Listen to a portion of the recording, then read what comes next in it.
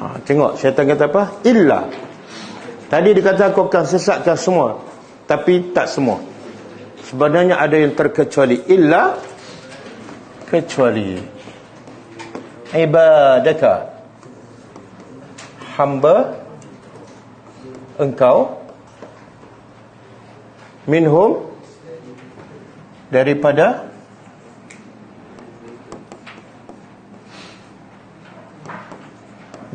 kalangan mereka, ada dua kiraat. Satu mukhlasin, yang kedua mukhlisin. Tengok bahasa Arab, beza baris, beza makna. Kalau lam baris bawah, mukhlisin makna orang yang ikhlas. Li itu menunjukkan isi fa'il. Macam saya buat contoh, mujahid. Ini baris bawah.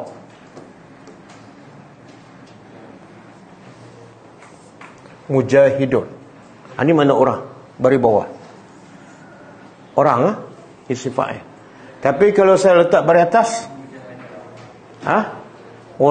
orang yang di jihad. Mana orang yang ditentang.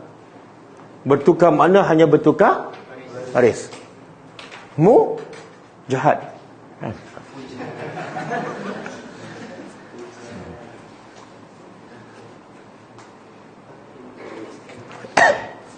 Okey, dua-dua bacaan betul. Mukhlasin dengan mukhlisin. Apa beza dia?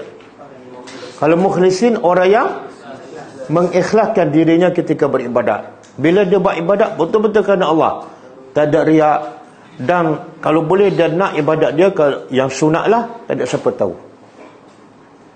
Tapi yang fardu, macam solat fardu kan, syaitan kata kalau kamu solat fardu orang ramai tahu, jadi riak, baik solat kat rumah. Itu tipu daya syaitan. Okey, kalau mukhlisin, dia mengikhlaskan diri. Kalau mukhlasin, orang yang diikhlaskan oleh Allah. Tapi sebenarnya ada kaitan. Siapa yang orang yang Allah ikhlaskan dia? Siapa? Orang yang mengikhlaskan diri. Bila dia mengikhlaskan diri kepada Allah, Allah akan bersihkan hatinya, betul-betul dibuat kerana Allah. Boleh faham? Jadi salah satu cara kita nak selamat daripada tipu daya syaitan apa dia? Pastikan semua ibadat kita kerana Allah. Jangan ada sikit pun. Contoh kita datang kelas ni, mungkin tak kita datang kelas ditipu oleh syaitan? Mungkin. Bila tu?